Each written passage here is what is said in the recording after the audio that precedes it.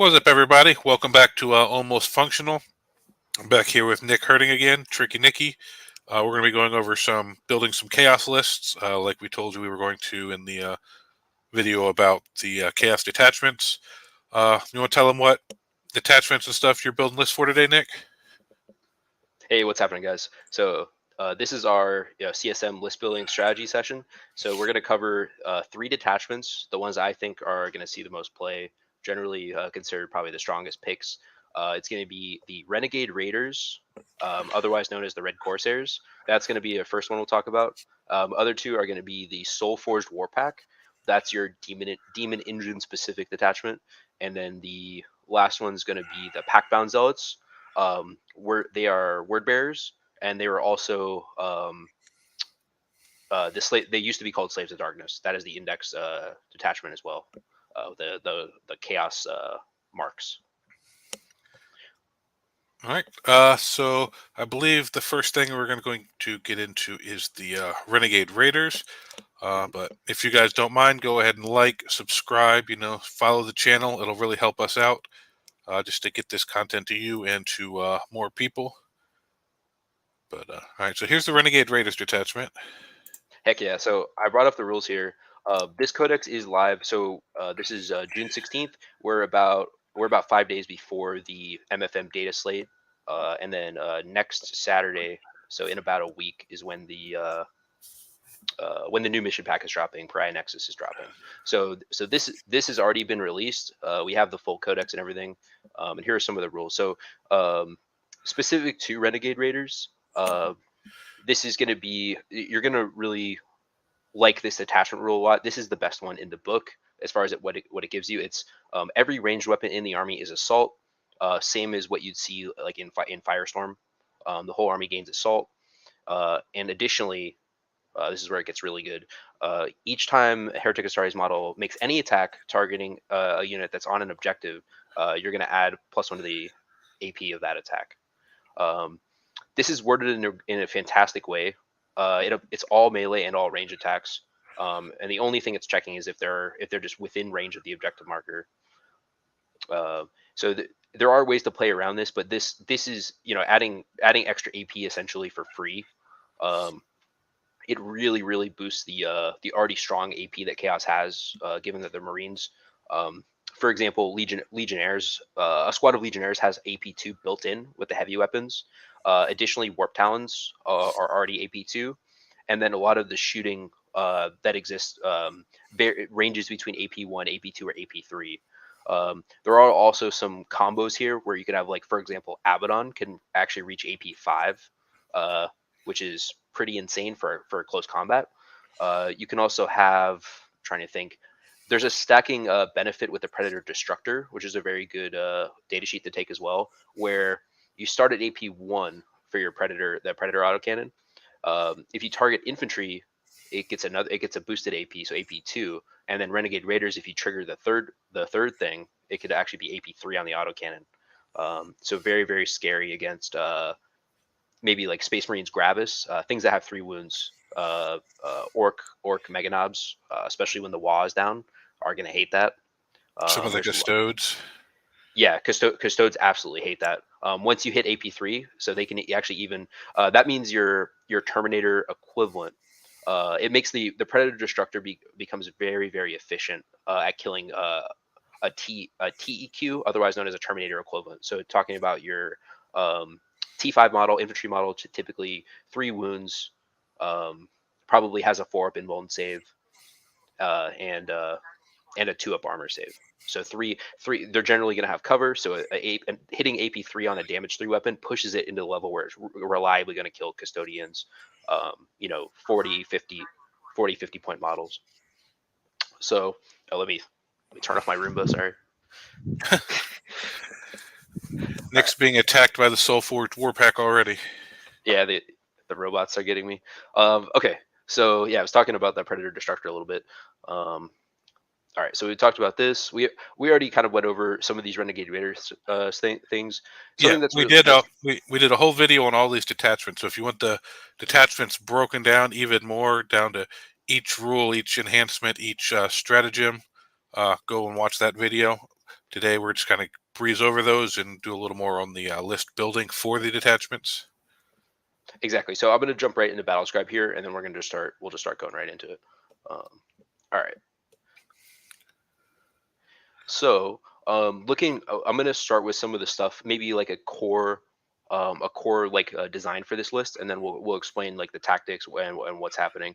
So I'm going to start off unit of cultists. That's because you want to be able to protect your backfield to get the objective. So we'll just throw a unit in there. Yeah, cultists are good for that stuff. So you always need a couple small units just to do little things that aren't really going to be damage. Yeah, and I'm gonna build this. I think I'm gonna build this. This has a lot of variety. Because so this detachment, Renegade Raiders, has it has the benefit of being very applicable to every data sheet. Because as long as you have units, the units have AP, and then they're making attacks, and you're attacking the objective. You're benefiting from this detachment, especially things that shoot and fight, or things that have guns in general, are really going to benefit this from this as well. The stuff that I really like assault on is not so much infantry, because you don't have. Keep in mind, you don't. This doesn't give you advance in charge. It gives you advance in shoot. So, and generally, your infantry always want to be charging. Your chosen legionnaires, whatever warp talons, they're always going to be trying to charging every turn. So advance and shoot is not as important for infantry, but for vehicles it matters a lot more, because your tanks and your venom crawlers may not be charging anyway, depending on how you're playing it. All right, so getting into some of the characters here. Um, my theme behind this, I'll explain my up to my current list here and go into it. Um, I'm not looking for anything expensive. My thought process is I'm not looking for Abaddon, although he is good. At three, he's 295, 300 points essentially. I'm not looking for him. I'm not looking for an expensive Demon Prince, or even a what's that other guy? The Lord Discordant is another, like, it's about 200 points as well. Um, and I'm definitely not looking. I'm not looking for stuff like Terminators. I'm not looking for Lord of Skulls. So I'm trying to keep it a little bit. We want to keep the points down. The reason for that is we're gonna have a lot of shooting and fighting together to push a very aggressive plan to attack the objectives, dominate the primary, and flood the board with lots of attacking models, rolling a lot of dice. Um, a good It's a kind of a tenet of like making a pressure list, or I would say it's more of an aggressive list is the way to think about it. One of the tenets is you want to be able to generate a lot of attacks and roll a lot of dice. So this can be shooting and fighting. Ideally, when you're playing Space Marines or Chaos Marines, you want to do damage in both phases as well. So you'll see that I'm going to incorporate like strong combat units, and then some generally equally as strong shooting units. You want to have respectable shooting. Because what that does is it keeps your opponent honest. It means they can't just stand out in the open and say charge me. We really want to be able to punish armies that are visible, as well. So all Yeah, right, so and jumping in. I'm saying every attack you get takes advantage of the rules here. So every extra attack you can add, you're just doubling down on taking advantage of the detachment rule. Correct, and it's especially I actually, the unit that I would use to what's the word for it? The unit I would use to demonstrate that effect. It's like a cumulative effect. Would be Legionnaires, because a squad of Legionnaires only 80 points. Essentially, you've got two chain swords, two power fists, and a las cannon is the way that I like to run it. So you have a lot of war gear that you essentially got for free, and then when you get into combat, you innately reroll wounds. You have high OC, and then you have assault. So you have a lot of high AP. It's fantastic. It's really Legionnaires 80-point squad. You've got AP3 las cannon, and then you've got AP2 base power fist that can become AP3. So it's having AP3 strength 8 AP3 damage 2 with lethal or sustain, and rerolling wounds. That's built in on your 80-point core battle line unit. So it's like the most like simple basic sort of unit in the whole army is extremely good. um, so that is definitely something to look at. And you know what, I'll go ahead and just add two of these squads right now, because I think that's where I ended up, is with two of them. And they stuck at 5 mans, or you like them at 5 mans? So you can run them as a 5 or a 10. However, this is a little bit crunchy, but you lose some efficiency with the 10, um, partially because you can't have you can't have 4 heavy melee. I think you get stuck at 3, and then Mm. you can't take 2 las cannons. You'd have to take a Reaper chain cannon at that point, which is fine. But I don't like the Reaper chain cannon as much as the las cannon. Although it is a lot of shots getting extra AP.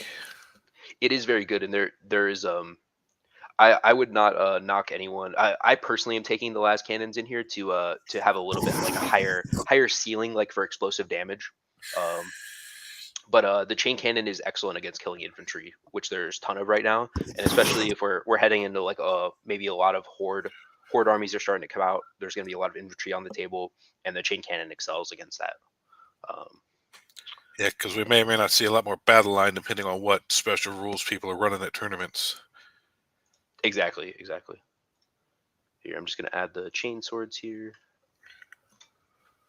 and I think we have a. Yeah, I like to do one las cannon. So the 10-man is good as well. When you get to the 10-man legionnaires, it's 160, and what that does is it'll add another heavy weapon. You're gonna get probably 4. You'll get 3 more guys with chain swords, and then you can have the las cannon plus the Reaper auto cannon in there. So it becomes a very very versatile squad. To Oh, he's got a plasma pistol. Yeah, the champion has a essentially a power fist and a plasma pistol. They call it heavy melee weapon now, but for all intents and purposes, it is a power fist. All right, there it is. So this is the squad. So this is so good that in certain versions of this list, this squad or this legionnaire unit is so good. I've considered taking like 6 units, which is the max, and just sticking them all in rhinos. So these guys, we're gonna have these legionnaires, and then they're gonna be riding in the rhino. So I'm gonna go ahead and just add the rhinos right now. Renegade Raiders is a transport-based detachment after all, and the rhino, I think at least one rhino could probably find its way into every CSM list, so it's very applicable to have transports. I'll go ahead and add 2. I think 2 is the right number. I ran this with 3, and it was a little bit too much. But the Rhino is extremely good in this detachment, and if you wanted to run 3, more power to you. All right. So as you can see, like a lot of these selections that we have, like we're looking at the points here, very cheap on points. I want to look at the vehicle package, and for the vehicle package, I want to emphasize shooting. Because just like we were talking about before, the destructor is really good. I'm gonna just go ahead and add the destructor straight away because I think that this guy as well as the venom crawler can find a spot in every single CSM list. All right, and then you get your havoc launcher, you get your las cannon sponsons, and then you got your combi weapon. So it's just got guns, and then it's got the predator autocannon here. You can see it's range 48, excellent. 4 shots hitting on 3s. The profile is 913 with rapid fire 2. Rapid fire 2 means this vehicle will generally operate at 24 because at 24 you're going to have 6 shots with the autocannon, which is really good. I do not recommend to run the Annihilator, which is the other version. The reason being, the sponsons are going to be the same on either version. So either version you'll take the las cannon sponsons, but this Annihilator gun, all it is one. It's a one-shot twin link las cannon, and six shots is better than 1. So Yep. just don't run this. It's bad. Run the one that shoots 6 times, not once. That sounds reasonable. So Especially at exact same points, yeah. yeah, they're the exact same points, and then you still get the las on the destructor. You still get the las sponsons. Additionally, this has the really nice benefit of any range attack made by the destructor targeting infantry gains an additional AP, and that applies to all the weapons on the vehicle. Which means you could actually have potentially in Renegade Raiders you could have your las cannon sponsons hitting AP 5, which seems a little silly. Like especially if yeah, I guess that's only against infantry, so you're not like going to be cracking a Redemptor Dread, but but it's hitting AP5 is hitting the level of like a little bit of craziness. So yeah, destructor super good. I'm just gonna add 2 of them right away because you'll see a theme with this list is it's a very aggressive, and we're going to attack both sides of the board. Ideally, simultaneously, we'll attack both sides of the board, and the units that you have attacking are going to look very symmetrical. You'll have like a symmetrical attack plan where you have your army splits in half, and then you just sweep the table. So pressure, very very pressure oriented. So something else I'm going to add in here because it's extremely good in this detachment is Chaos Bikers. Um, Chaos Bikers are 70 points for 3 models, and they shoot, they fight, they have power fists, they have melta-guns, which is really good, and then they have all these tricks in this detachment.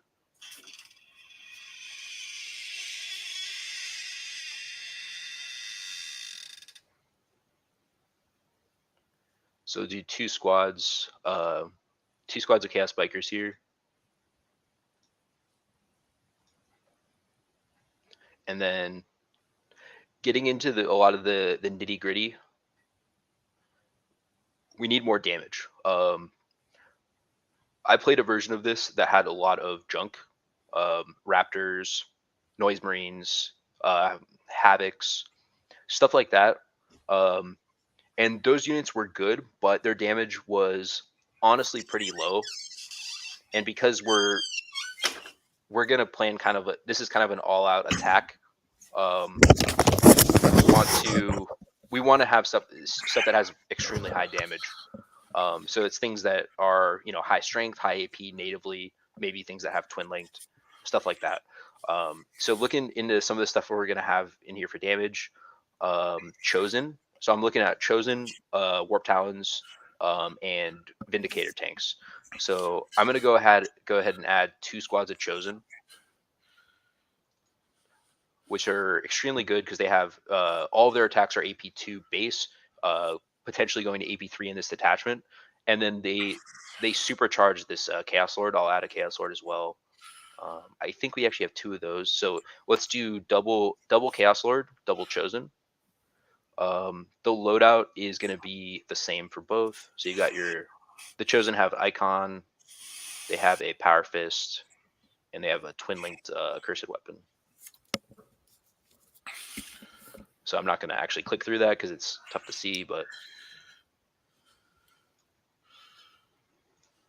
so chosen, and then the Chaos Lord has the Demon Hammer. The Chaos Lord absolutely powers up in this attachment too. His Demon Hammer it's 8/2/2 with devastating wounds.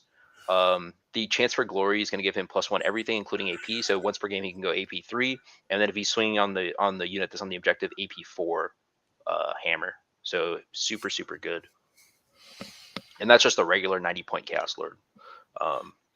So I'm of the opinion that you could take, for example, you could take 3 Chaos Lords for 270, or you could take Abaddon for 295.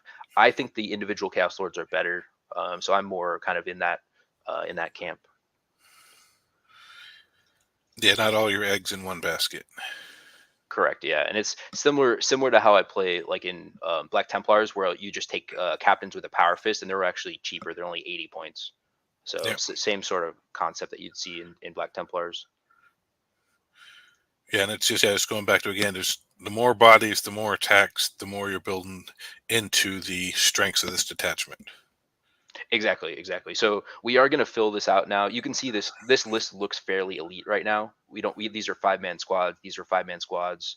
This is a 10-man cultist. So right now it looks fairly elite. We are going to add some more bodies in here now. So this is right now the list is at 1200.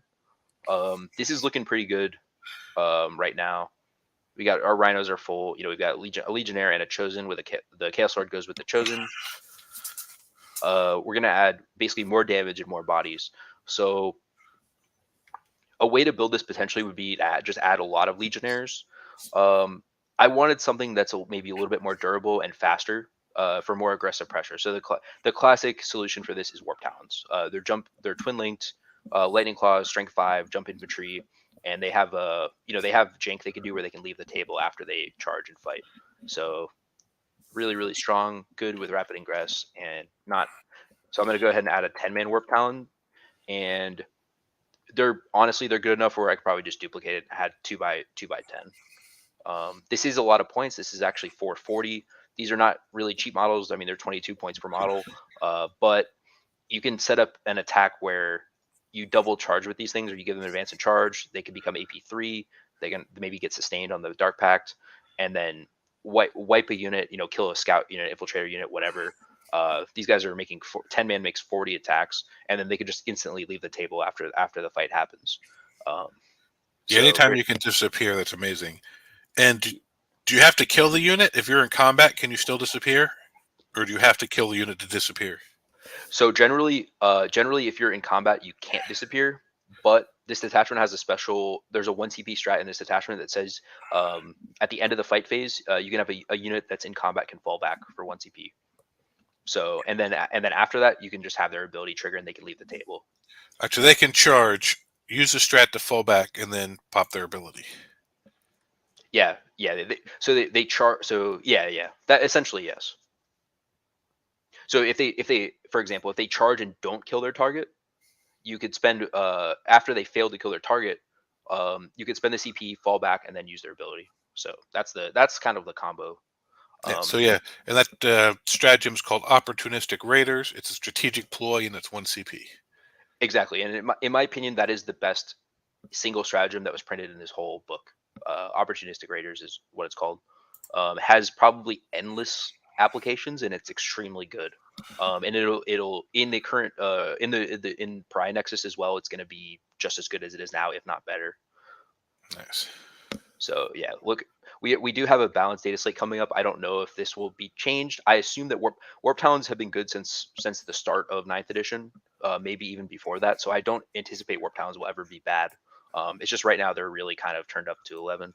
Uh, all right, so now if we look at this overall, we've got our bodies now. We've got our speed. We've got some shooting in the destructors. Um, this is where it kind of gets we're a little bit in the filler territory now. And we've got about 370 left to work with. Um, And at this point, what are you looking for? Secondaries, damage, board control. This last 370, like, what do you think you're missing in the lift so far? okay, so people, this is where it comes at this point. This is like kind of like your standard list. I would say this is where it comes into stylistic choices. So a lot of players may look at some of the things that you might look at now that are common to look at would be like Nurglings. Like you want to have stuff in deep strike that can come in that Oh, can that can just score points. true. Um, that's in my mind. I like Nurglings. Maybe getting a unit of Nurgling in here is better than what I would do. I'm thinking like all out aggression, right? So I want to find like the biggest like damage thing in here is that I can find and just add that. So I want damage and value. Something that has shooting would be good too because army wide assault. I want to really take advantage of army wide assault to get like a turn one. My thought process is like turn one alpha strike. So if I go first and they have stuff on the line, it's just gonna get blown up, and I'm gonna go way ahead on points, and then I'll win the trade. I'll win the trade game because I started off so strong. That's my thought process. Kind of like world leaders do that, Eldar does that, and so on. So I think the way that this ends up is the data sheet that I had that I was going to add is a vindicator because the vindicator shoots good, has a turn one, especially it moves 9 inches plus an advance and then shoots 24. So there is a legitimate turn one threat from it. It's very tanky, and it combines well with the other. We've already got 4 tank chassis in here, and I'm thinking like why not just bring it up to 6 chassis? So I'm going to actually add 2 vindicators. Oh, Um, so Vindicator, it used to be it was 190 for a long time. They recently brought it down to 175, which is extremely low pointed. Considering this thing, if you look at the weapon on this, it's a regular Imperial Guard Demolisher cannon. It's just copy paste Imperial Guard Demolisher cannon, and hilariously, like this damage profile is the same as a Hunter killer missile. So yep. every time this thing fires, it's shooting D6 plus 3 blast Hunter Seeker missiles. I I mean, considering Chaos don't have multi meltas or anything, there's not a better like tank killing profile than this in the whole book, probably. This is much better than Havoc's. It's better than I don't know. It's better than any other anti tank that you can take. It's Yep. better than this is better than a Forge Fiend as well.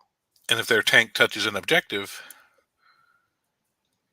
Correct. And then then the Demolisher is AP4, which is enough to just delete a Space Marine vehicle. So oh that yeah, this Vindicator can legitimately blow up like a Repulsor Executioner, or it can really put damage on a Land Raider. It's very very applicably good just because it does so much damage. And they're hard to tie up because of their siege shield, they can shoot that into combat. Correct. Yeah. So this is what I recommend. I know that these are old models. They're hard to find. They're probably sold out everywhere because they're very hot right now. Um, I luckily was able to get two of them, so I'm just gonna go ahead and hit buy, and we're gonna load up two of those. And And then they also have Horus Heresy version ones that you can get paint up and they look real nice in a 40k army too. exactly, yeah, and I highly recommend that. If you're having trouble finding these kits, or you're not willing to pay $80 for a crusty old model, I recommend the Deimos Predator, which is 100% legal to be used. It's WYSIWYG to be used as this model, so it's called, yeah, the 30k Deimos Predator, and then same thing, 30k Vindicator has a new kit, and then even the 30k Rhino is easy to chaos it up and throw it in here. Yeah, since Uh, they started releasing their Forge World vehicles easier with all the Horus Heresy stuff, some of them look really nice.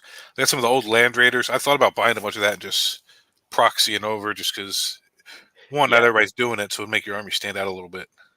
Yeah, my Land Raider for my Templars is actually a Proteus. It's Yeah. slightly converted, but yeah, I really am a fan of those 30k vehicle kits. They're Oh, all yeah. very well done. Okay, so we're at 1980. So there's nothing we can get for 20 points. I'm happy with all these data sheets as is. We've got all of our, we've got a little bit of a Noah's Ark going on. Everything's two by two by two by two by two. Are there any Um, enhancements worth taking for 20 points on the characters? So we've got three options. So looking right here, we got Tyrant's Lash, which is reroll advances and fallback and shoot. Um, the unit already has fallback and shoot because it's a chosen unit, so we're not going to take this. We are going to take the damage one though. We have a CP Gen one here, but this generally isn't going to trigger because he's going to be inside of a transport. So yeah, he doesn't. The way this works is like he doesn't count as being on the battlefield, so we're not going to take the CP gen either. We're going to take the damage one, which is the damage one is actually extremely good. It's very, very usable. It's just whenever you make a melee attack, if the Chaos Lord is wholly within 12 of the opponent's deployment zone, you just reroll all hits and wounds. Super, super good. It's a shame you don't have 5 more points. That Mark of the Hound would be good because that would work pretty nice. This is good. Yeah, this is giving the entire unit gets Scout 6. Yeah. Um, this I'm trying to think the good application for this. If you took an Abaddon, the way that I would run this is very good, but it could also set up a situation where it's like, oh, you're going to move up a big expensive legionnaire or a chosen unit, and you another 6 inches, and you may not necessarily want that unit that far up the table because there's a chance that it could just get killed quicker because it was too close. Well, you don't Um, have to scout forward. correct, but um, this is super good. But I like to use this more. I think this is better for like Abaddon's unit. If Yeah. you can I mean, we don't use have the points for it, but stuff like that sometimes I like to do. You set them right out in front of a building. People think they have a shot. You get first. They Yeah, get first turn. You left spot in the building behind them, and you actually walk back, and they have no shot. yeah, it totally works to your advantage. And yeah, if I had another 5 points, I would get that instead because it's Yeah. really, and I might change the list a little bit. But yeah, so here's the final list. So we're at 1995. So we got two Chaos Lords, two by five Legionnaires, 10 Cultists, 2 by 5 Chosen, 2 by 10 Warp Talons, and then two by three Bikers, uh, two Predator Destructors, two Chaos Vindicators, and two Chaos Rhinos. So very, very very symmetrical list. I have this is my probably second or third version of this. The Yeah. first version had less shooting, and I decided that I would like to have more shooting to keep people honest, especially where we're an orc heavy meta, Oh and yeah. orcs hate guns especially. So that's kind of what I'm thinking about for a meta consideration. Yeah. And this You still know, gives you 15 units, and none of them is so overpointed or needed that you couldn't use it for a secondary for a turn. exactly. So you have your especially good your or sorry your dedicated scenario units here would be like your Chaos Rhino, Yep. which the Chaos Rhino for 75 points, it actually gets really good at shooting in this detachment because all of its AP 0 becomes AP 1 Yep. potentially. So it gets suddenly good at everything. It also gets assault too, which is just, yeah, I love assault. What a great rule. Hmm. Yeah, so I think this is the final list. Did you have anything you wanted to touch on, I guess, strategy wise, or I think we kind of finish this Yeah, one. no, so that was my thing. Is yeah, it's like because you got bikes, you got rhinos, you got cultists, you got legionnaires, you got lots of stuff that, at first glance, people might see as, oh, that's trash to play secondaries. But with the extra AP and stuff, actually, you can't sleep on any of it. So everything in this list can do damage. And Correct. really, if you needed to, you have the warp talons do a thing. I mean, you really want them popping off the table, but none of it is so needed that I think you couldn't spend a turn sitting on an objective or doing a stratagem if it's the only unit you had to fulfill that secondary. Exactly. Yeah. And another critical thing here is it's because it's so symmetrical and it's so kind of Yeah, like it's there's nothing. Remember going back to the beginning, I said no. No Abaddon, no Lotus yeah, Skulls. There's no linchpin unit here. So right. as you suffer losses, you're loss agnostic because you continue to attack, you continue with your same Oh, aggressive plan, and you just have you have high AP values across the whole army. yeah, as So long as you're scoring points as you're losing them, you don't feel bad. yeah, the thing I guess the thing you'd want to avoid if you play a Renegade Raider list like this, the thing you want to avoid is starting an engagement where you are losing the trade. So you don't for example, you don't want to have your Vindicators get blasted by Bright Lances turn one or something like Yeah. that. You want to this army has 6 hulls, so you have the don't be afraid to deploy back. You don't have to deploy on the line. Um, Well, and that's what then I you was going to ask you. This list has so much shooting. Unlike a lot of chaos, you might almost hold back for a counterpunch, like turn 2 or 3, instead of trying to get in turn 1. Correct. Yeah, and there's two sort of modes that you have to think about playing this. I don't think that this is easy to play by any means. This is not like an auto win. It's not free points. It's not easily able to do secondaries. You're gonna have to work and think like for your game plan on this one. Well, Um, yeah, because other than the couple vehicles that shoot really good, nothing is super overpowered. So you're going to have to get multiple things on the same targets, especially if Correct. it's big stuff like knights or custodes or terminators, to remove those threats. You can't just go unit for unit with most stuff. Right, and I specifically ran into trouble running this detachment. I specifically ran into trouble trying to kill a Nightbringer like a Catan. Hmm. I did have serious problems versus a Catan, as well as something like maybe like a Silent King. Some of the very large durable things, even like something like an Avatar, could potentially be tough to remove. Right, because Um, you're going to need a bunch of your units to take it out. And if you fail, it could take out a couple things in return because nothing you have is that hard to kill. Right. So yeah, this is the style list where you have to do a lot of calculation, like about how your damage is being allocated when you go into your your sequence of attacks. So you're shooting, your combat, and so on. You have to be very knowledgeable about how much damage actually comes out of the unit. Um, Because you have enough attacks, you should be able to put enough attacks on something where dice don't matter because if one unit's hot, the other might be cold, so it bounces out. It's not like an elite army where if one unit gets cold for a turn, you're screwed. This hopefully has enough assets that the dice balance out pretty much turn by turn because you're putting so many shots into stuff. Right, and the ideal situation here would be, if they try to set up for a turn where they're going to charge you, you can they're generally you have access to advance and charge, and you have advance and shoot army wide, so you could really counterpunch extremely hard. So you could even set up a situation where if you're going first, you position. And so let's say you have no shots, you position everything, and then if they take position, you can counterpunch your entire army and just Yeah. completely destroy them. Um, And the so nice thing with assault on all your weapons, you should still be hopefully find an angle to get some shots without having to extend yourself too bad. exactly, yeah. And I believe the predators move 10, and then the vindicators 9. So adding in assault, you're virtually will always get an angle to shoot. It's Yeah. almost unavoidable. The only thing you have to worry about here is just parking lotting yourself with the six Yep. rhino halls. Yep. I would advise. I mean, I always advise with everything, but practice deploying it. Practice your first turn or two of movement, so you're not blocking yourself in. Yeah, the way that is a big problem with this list because six hulls is quite a bit. Luckily, these are the smaller hull, like smaller than an impulsor or anything else, is a rhino chassis. It's easy to stack them up, and it blocks line of sight to Yep. infantry generally.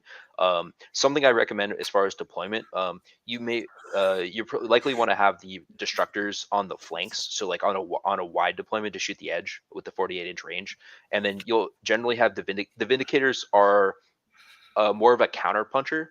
So like if they have a very heavy target, you'll line up your Vindicator like where it'll come up and then immediately get the 24 onto their big target, onto their like Yeah. tough thing. So the Vindicator goes straight into the battle, like it's almost like a front line. It's like a front line sort of tank. So your Vindicator is really kind of like a linebacker, and then And you have your they have a 2-up save. They're not that hard to kill. I mean, they're not that easy to kill. correct, yeah, they're pretty tanky. Yeah, so your Vindicator is really kind of like your centerpiece model. Losing the Vindicators I think does hurt, but it's also not the end of the world because you have a lot of more stuff Yeah. here. Um, I think that pretty much covers everything. So let's move on. Let's move on to the next one. All right. So next up, we're doing the Soulforged. Yes. All right. So So next up, we're going into the Soulforged Warpack, which is all your demon engine and stuff. It's basically Dark Mechanicum. correct. So it's Demon Engine specific. Yeah.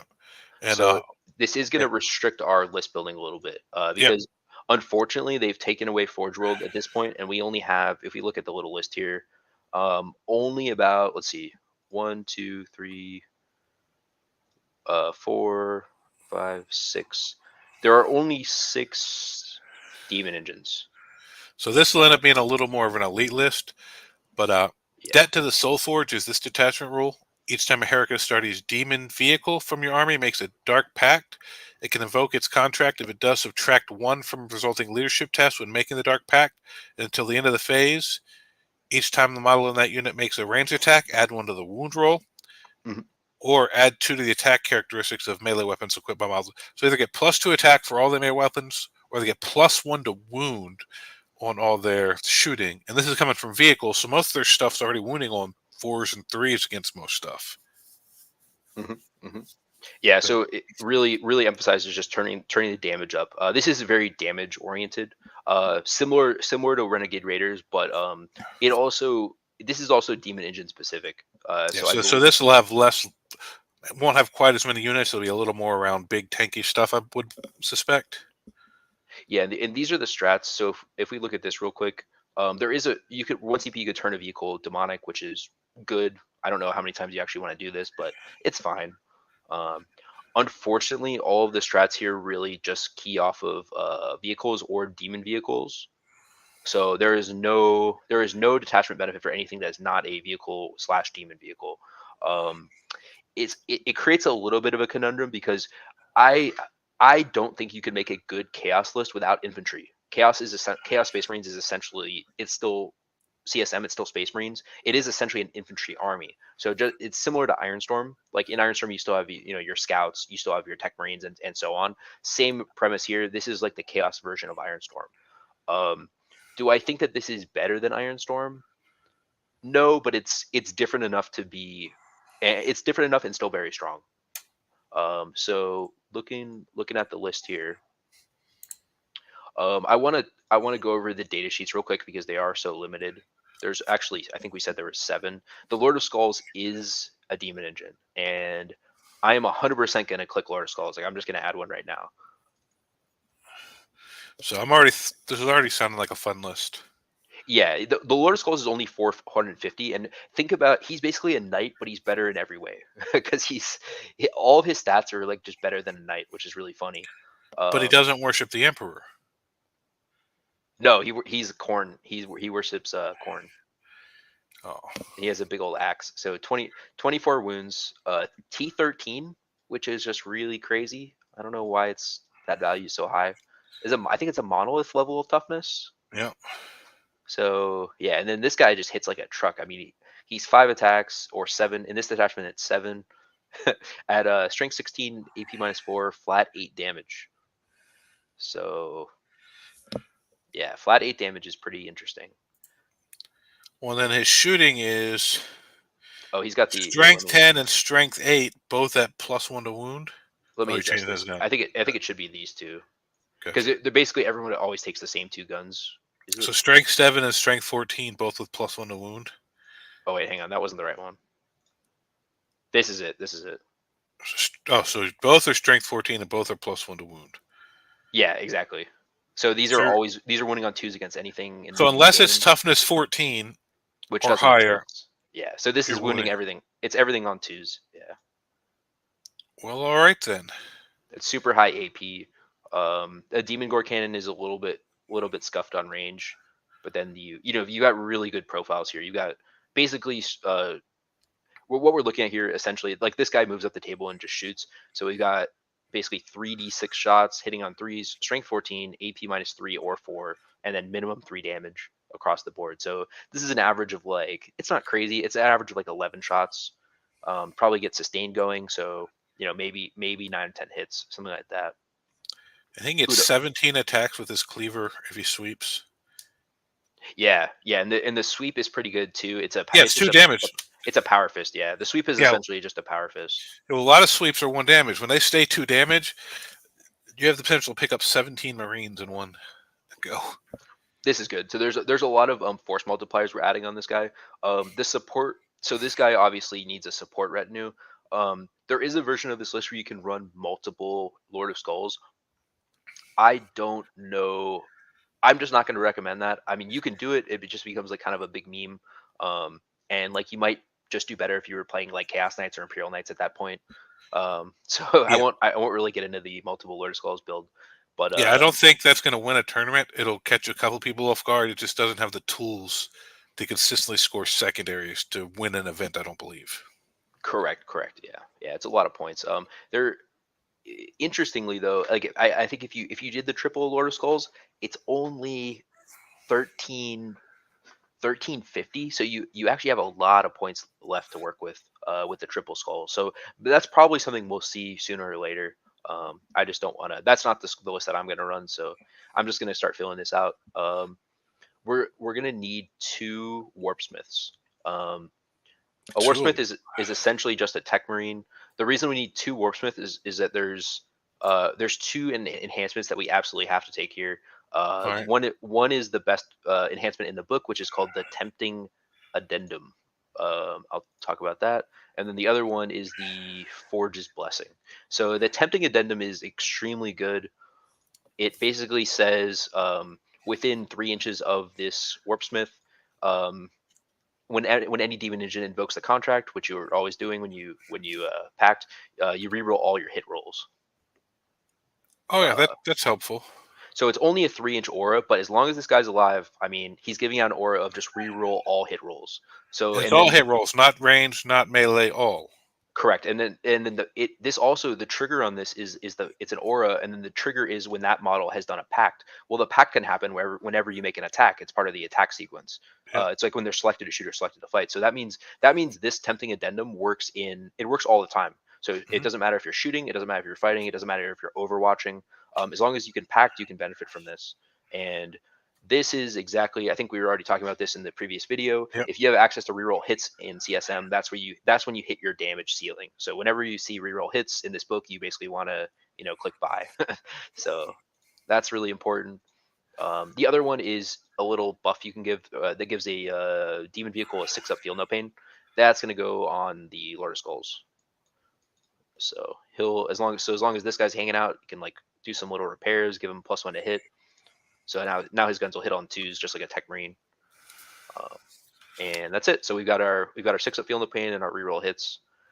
Um, so at this point we're going to look at some of the like core stuff that we need. So we're going to want a cultist mob because we need a sticky objectives. We might even want a second cultist mob. I think I'm going to go and just double it because these cultists are at 50 points. They're really just good value buy, and they're going to do your actions. They're going to sticky your objectives. They're super good. So we'll say 2 cultist mob. Um, all right. So looking at some of the other stuff here, we can get shooting that's not a demon engine, but demon engines will benefit from extra attacks. They'll get more access to the stratagems, and they're gonna get access to to reroll hits. There's also the strat where we can make a vehicle into a demon. I think the best model to make a demon is going to be the Vindicator. So I'm just going to add 1 Vindicator in right away. There you go. Yeah. And for all the same reasons, we added it to the last list. Correct. And the plan for this is going to be your turn 1. You just make it a demon, and then it's just going to start blasting. So some of the other demon engines here, they're really limited on the options. I think Helldrake is just terrible. I'm not even going to pull him up. He's an aircraft. Unfortunately, he's just not good for the points. Aircraft are kind of maligned, but another one that's not great in my opinion is the Defiler.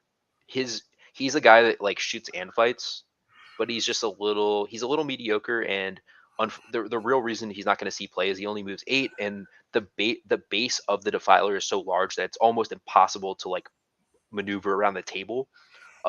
Because Especially if you're doing a lot of the GW layout type deployments. exactly, and the model's really awkward. It's about 8 inches wide, and then it only has 8 inch movement. So by the time you finish moving it, it doesn't seem like it's moved at all, and it Yeah. just really it creates a very severe parking lot situation.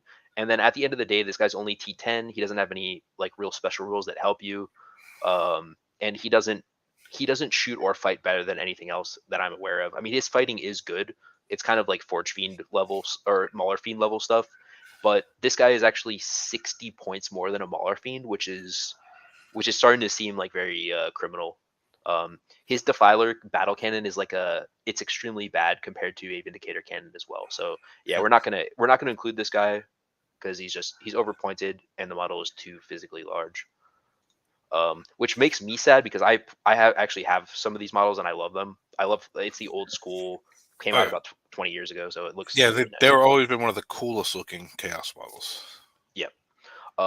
Something we're definitely going to add here is a Forge Fiend, and it's going to be the Plasma loadout. So you guys have seen these before.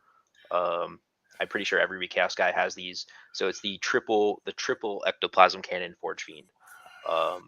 Looking at the profile here, this guy turns up to 11 because he's going to get reroll hits. So he's going to be kind of camping. This guy's kind of like your sniper. Um, strength 10. It's going to be 3d3 attacks blast at 10-3-3 for 1 CP. You can just give it an extra AP. That one of the strats lets you do that. Hitting AP 4, and then it can have devastating wounds. It can have reroll hits, and it can have +1 to wound. So just insanely high damage on this. I think I'll probably just add 2 of these because the damage is so cranked up. So And you 2. park them next to your Warp Smiths to always have the rerolls. Exactly. So Yeah. yeah. So let's say 2 Forge Fiends. We are getting to the point here where we have to start adding stuff that's not a demon engine because we're a little light on options. We're not going to take a Hellbrood. I don't think the Hellbrood even is a demon engine. Yeah, he's not. So we're not even going to mess with the Hellbrood. He's really effing slow. He only moves 6 inches. And then the other 2 that we didn't mention are the Venom Crawler and the Mauler Fiend. I definitely going to add 2 Venom Crawlers in here. Venom Crawler is actually your value buy. Think of him, he's like a really good dreadnought.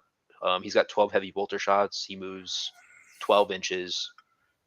All of his attack characteristics are 6-1-2, and then he's going to get up to 8 attacks in combat, and then his heavy bolter can wound a lot of infantry on 2s in this detachment as well. Oh yeah. So this is like your skirmisher. I think I'm just going to start with 2. I think 2 is probably the right number, but 3 would be good as well. Mauler Fiend, I'm not crazy about. I think that this guy ends up being a little bit redundant, and unfortunately he doesn't shoot, and he's only AP 2. So I think I'm probably just going to leave the Mauler Fiend at home. It's not necessarily that he's bad. It's just that there's an issue where he gets stuck. He gets parking lot because you already have so many vehicles, and then he never makes a charge, and then he just dies. So if he had a gun, maybe I'd consider, but I'm not gonna have any Mauler Fiends in here. All right, so we're at 1500. So this is, let's see, we've got 6 vehicles, which I'm pretty happy with. And they'll all be demon after the first turn when you turn the Vindicator into 1. Exactly. So these are all going to be demon engines. Let's look at some other stuff that can fill out the list. Because we're so damage focused here and we have so few models, I want to add some Nurglings in here. So I think I'm going to do 2 units of Nurglings. Yeah. That's where this is such an elite list where you can add some Nurglings, whereas the other list didn't really need them. Correct. Yeah, this because we have so few models here, we really need cheap stuff that's going to try to score. So Nurglings are battle line, so I think we can just add 2 Nurglings straight away. And allies you can take up to 250 or 500 points at 2,000. I think it's up to 500, I think. 500, that's what I was thinking. Yeah. So we got our Nurglings. It's a weird question if we want any more vehicles. I think we're good on vehicles. We want some stuff that's skirmishy. We don't want we have a little bit of a castle going on here we've got our 2 warp smiths.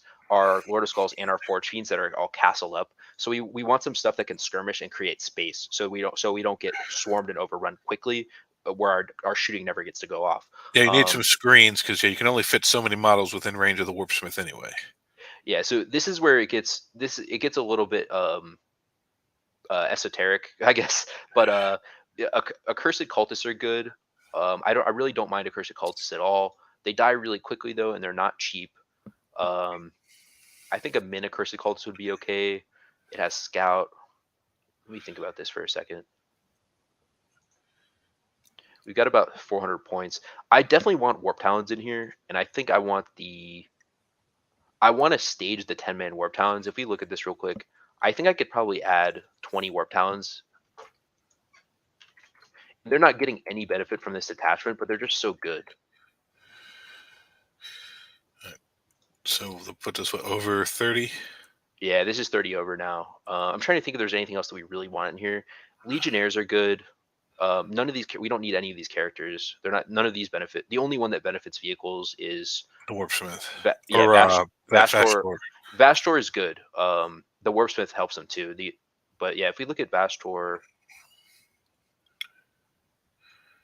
he gives them +1 strength, but I think it's redundant because this ability isn't as good as getting +1 to wound. Yeah, because you kind of don't need it with +1 to wound. Yeah, and this guy kills vehicles, but I don't think we have any issue killing vehicles. I think we're just going to leave Vastor at home. He's not, unfortunately, his auras just aren't as good as what we really need out of the list. Yeah. If you wanted some demon engines and you weren't running this detachment, maybe you take him. Yeah. But with already having the +1 to wound, yeah, he seems a little. And part of the issue with Vastor is like he doesn't really shoot, and like he can get in and kill a vehicle but he only has 6 attacks. He's got the classic demon prince issue where he only makes 6 attacks, and like sometimes it just fizzles out. Whereas if he's the same points as a Forge Fiend, if you look at the damage ceiling for the Forge Fiend, it's some outrageous number. Like the Forge Fiend could pop off with like 15 supercharged plasma cannon shots or something that would just blow up an entire 400 point squad potentially. So yeah, it's not even a fair comparison. So here I'm gonna do a 10-man and a 5-man warp talon, so it's a little bit more flexible. And then we've got about 80 points left. That's a Legionnaire squad. That's with 2 Nurglings. Yeah, and I think the Legionnaire squad is good. I actually want that. I want that scouting Dark Commune squad, or not Dark Commune.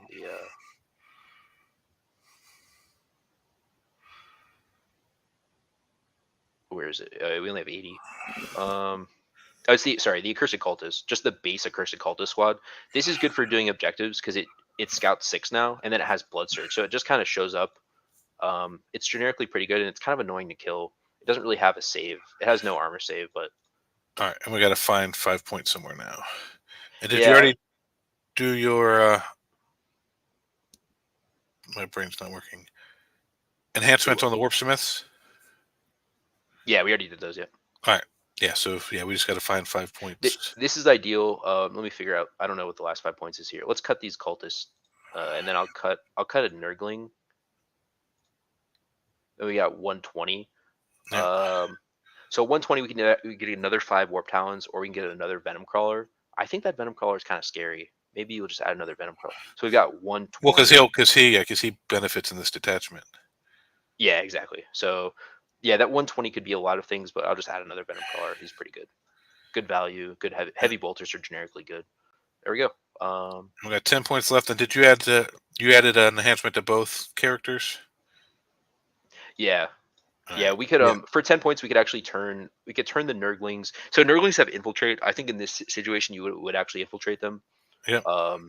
But otherwise they could just be another squad of cultists. But I'm happy with this at 1990. Yeah, I think I'd rather have 10 points left than lose the infiltrating Nurglings. Exactly, because the reason we want these just one squad of Nurglings is we don't want to get move blocked by infiltrate. We don't want to get the Lord of Skulls move blocked over and over again by an infiltrating unit. So that'll somewhat protect against it. Honestly, the Lord of Skulls is so big, he probably still gets move blocked if they really want to, but we just want to have a little bit of insurance against that. So this is the list. This is very, very damage focused. We've got very little chaff here, less than 150 points of chaff and support. Yeah. It's all there may be instances where you have to use venom crawlers or something like that to do some secondaries. Correct, and yeah, generally you're gonna have the venom crawlers like running wide on the flanks, just spraying heavy bolter Yep. shots everywhere. Your venom crawler is kind of like your leader. It's like your leader, your disruptor guy, and then you got your castle. You got your castle in the back, which is essentially 4 big models. Um, Ideally, the Lord of Skulls is your centerpiece, and you could definitely run into some trouble here by losing the Lord of Skulls. So you got to be careful about that. But Yep. I think that's yeah. This is the list. I'm pretty happy with this one. Yeah, I like it. That seems like a really fun list to run. And I have all these models ready to go. I actually just got my warp smiths. I gotta build 2 warp smiths. I gotta build my Lord of Skulls, and I gotta build venom crawlers, which I have venom crawlers. I just haven't built them. But venom crawlers are extremely good, and they really really pop off in this detachment. Um, Honestly, if I could run like squads of venom crawlers or 6 venom crawlers, I would in this detachment. I think it's extremely good with the venom crawler. This guy's got an invuln save. He's T9. Um, and then in combat, if he kills units, he just gets +1 attack permanently, which is kind of cool. Yep. I don't know if this will ever happen, but if it does, I mean, you're already you're gonna have 8 attacks because of your pact, and then um, 9, 10, who knows, a Yep. million. So yeah, this is a fun one. I guess did you have any closing thoughts? No, this one I think is a lot more straightforward than the other. You just have a couple small units to do stuff with, but basically just kill your opponent and then they can't hold the objectives. Exactly. It's very, very Iron Storm. If you guys are familiar with Space Marines Iron Storm, same basic idea. You have holes, you're durable, and then you just Yep. shoot them, and then they can't play the game anymore because they got shot. Yeah, this is damage first, mission second. Exactly. All right. So moving on to the last one, Pactbound. which is actually the most well-rounded detachment. So Slaves to Darkness is what it used to be called, and this is really it is a copy paste. The only thing that they've changed is they made it they dialed back the power a little bit. All the effects are still the same. All 5 out of 6 of the stratagems are still the same, and they've replaced Armor of Contempt, the 2 CP Armor of Contempt with um like a level character level up ability that has all these restrictions, which is just really really terrible. But the good thing is that Slaves of Darkness is very strong, and the stratagems are really good, so it remains strong. And I'm sure this is going to win some, like, this pack bound is going to win some GTs. It's going to win stuff for sure. This is like going to be one of the main lists. Yeah, this is um, your more balanced, just generic Chaos Marine list. Yep.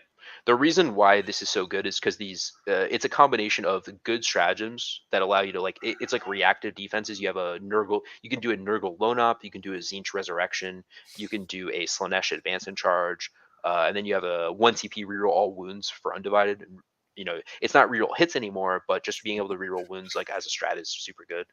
Yeah. Um, Something this attachment is lacking that I might like build into a little bit is rerolling hits. So we might want to, for this attachment, I want to try to find some stuff that grants the unit ability to reroll hits. The classic provider of that is Abaddon, but there's a couple other ways to get it.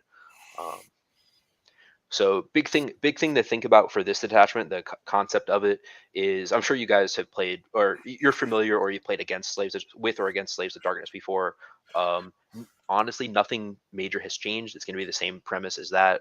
The thing we're building into is the critical on fives effect. So generally, how this is going to be played is that if you have a combat unit is going to be marked for Slanesh. If it's a combat unit where it's like a hammer where you need to reroll wounds, it'll be undivided, using the stratagem. And then if it's a shooting unit, generally it's always going to be Nurgle, because Nurgle gives you sustained on shooting. So the critical thing here is that Nurgle is sustained on shooting, and Slanesh sustained in combat. So what sustained does versus lethal? Sustained increases the because it explodes attacks. It raises the ceiling on how much damage you can do. So like you're generating additional attacks is just a higher potential maximum damage. So in general, sustained is always a better pick than lethal. Lethal comes into play more so with dark packs if you're wounding on fives. So things, if you're attacking knights with, strength 5, strength 6, you're always going to go lethal against, those high toughness targets. Otherwise, any other situation is going to be sustained. Yeah, for some reason you know that your local meta is mostly knights and vehicles or something, then you might lean more into the corn and zinch. But yeah, I believe generally if you're just going to most regular tournaments, leaning into the sustained hits is probably the better option. But if you know your meta is different, tweak it slightly to Corn and Zinch. But Yeah, and something else I'll mention here is if we look at these demon marks modify some of the stratagems. So the modifier for Corn is if you use Fight on Death, it's a 3 instead of a 4. I found in practice that never really matters, and unfortunately, Corn is the one that gives you like lethal on 5s. A lot of the units that you may assign as Corn like don't care about lethal because it's situational. So like sustained is not situational, but lethal is more situational, if that makes sense. Like having sustained one is a higher value than lethal, generally in most game yep, scenarios. absolutely. So and by that logic, it devalues the Corn and the Zinch marks, and it also means that not that they're bad, but it's not as good as the counterpart. And the Corn and the Zinch stratagem, respectively, are not as good as the Nurgle and the Slanesh stratagem as well. So not only is it lower damage, it's less effect from the stratagems. And if you have anything that triggers off a critical wound, having lethal hits gives you less options to get that. Correct. Yeah. All right. So that covers that. So going into the list, I think there's a lot of similarities here from the other stuff that we were building. I building for this, I'm gonna think back to like what I was playing in October, like for Tampa Open, which was a very balanced list. Some of the points have changed now though. Um, there's a couple of like kind of like counter synergies in here or things that have changed. This has been nerfed, so I don't have like necessarily a solved concept for this yet because it did get nerfed and it's changed substantially throughout the data slates. Every 3 months or so, it's been points changes. It got nerfed very hard in January. A lot of those January changes have carried over, and then in essence, nothing has been buffed. So it's a little bit hard for me to wrap my head around it after Yeah. the changes, but it's still And very strong. and coming up Thursday, it could get nerfed or buffed again, depending on what happens with the data slate coming out for Ark's Omen or Correct. Yeah. Pariah Nexus. Right. So something I know right away. I'm gonna want 2 Chaos Lords in here. This is gonna. I think this list ends up looking a lot like how I had made Renegade Raiders, except uh it's a little bit different. Here, let me see. So I'm just gonna throw in 2 Chaos Lords. Yeah, so a lot of the concepts of what the units do will be the same, but without the assault and extra AP, I'm assuming there will be a couple fundamental changes to make this detachment rule work versus that detachment rule. Right. Yeah, let me check. I had a little project for this. I was looking at like a Venom crawlers potentially can be really good in this detachment because they can crit Venom crawlers like spray. They do 12 heavy bolter shots per guy, and then they can in this attachment they can crit on 5s. So that's average 4 extra shots. Yeah, and you can also there's a combo you can do where you can take sustained and lethal, because you take a Hellbrute. So you make like a castle. You make a castle, and then your 5s to hit. You use Abaddon to reroll all hits, and then 5s are lethal and sustained, and you're rerolling all hits. So you can just fish for 5s, and the heavy bolters just pop off.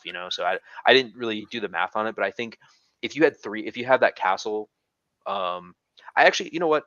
I, I'm interested in running this because it's been around for months, and let's build the Venom Crawler Castle, All because right. I think this is a cutting edge sort of meta thing, and it'll be good for people to know because almost nobody is running this.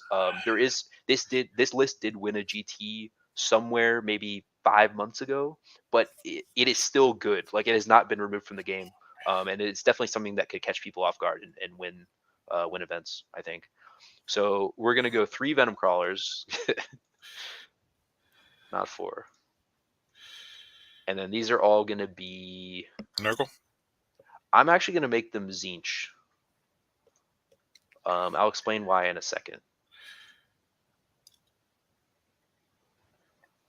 We're gonna go. This is a combo. This is a combo deck essentially. We're trying to like form up this castle and just blow them away with like a super high volume of heavy bolters. All right. I think do we take Jesus? Do we take Vashtorn here too? So Vashtorn makes the gun strength 7, which is really funny. Yeah, because there's a lot of toughness 6 in the game. Wolf jail, a lot of custode stuff. So going to that strength 7 is not a horrible thing.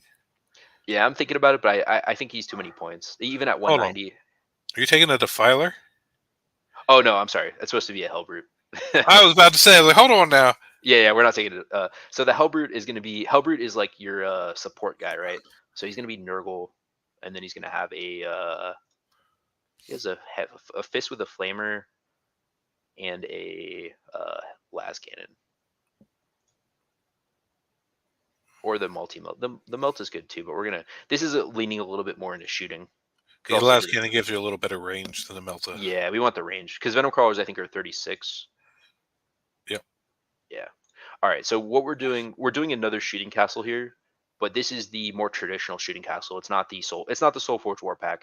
Um, yeah. So let's see. We are gonna have to roll a lot of packs. Abaddon's gonna give the reroll hits or reroll packs depending on what you need. They're both good in this case. I think we're gonna have. Let's see here.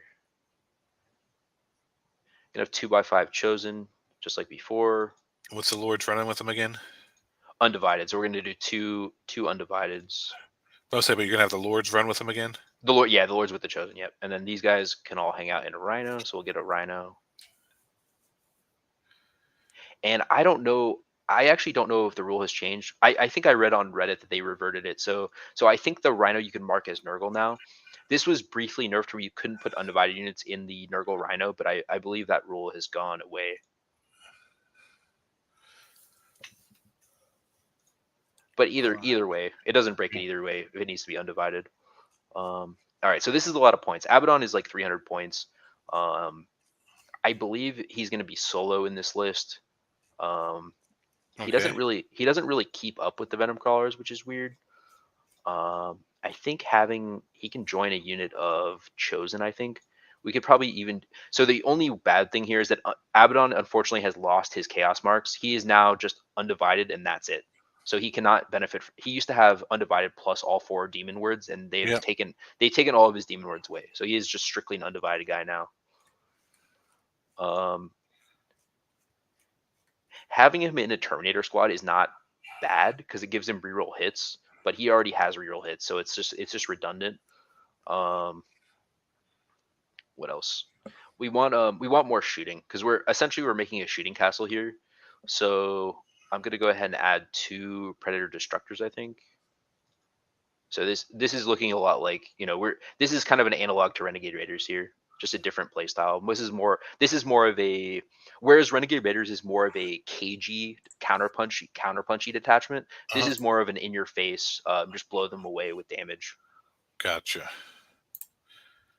And then these are Nurgle. So we're gonna start. This is generally you're gonna mark all of your shooting units as Nurgle. There we go. So we get 2 of these guys. And then we're obviously going to get some Slanesh Warp Talons because Warp Talons, once again, they're that good. It really cannot be stated how good this unit is. Cannot be overstated. And then Slanesh. So this Warp Talons are extremely good. This is actually a combo right here. So this unit, like we keep talking about how it basically is so good in it combos. The combo is you have Abaddon. Maybe Abaddon gets up the table. You guys the reroll hits aura going. The Warp Talon unit shows up. It's got 1 CP advance and charge.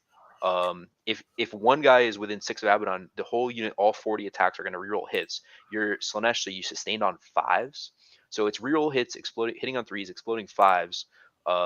Strength 5, AP 2, neg 1, and it's twin linked. So you're rerolling all hits on wounds with exploding 5s. It's something like it target agnostic. It's something like 20, 30 wounds easily. It could even be more than that. Oh wow. If you're attacking like T4, T5, it could be 30 wounds, no problem. Against I don't know the exact math, but I would say against T5, 30 wounds against if you're wounding on 5s with rerolls, it's at least 15 wounds. I would say it's around 15 to 20 wounds going through. So it's huge damage. We can actually just take 2 of these, I think. And then we want Nurglings. I think this is the list. Yeah, we just have 40 points for Nurglings and that's it.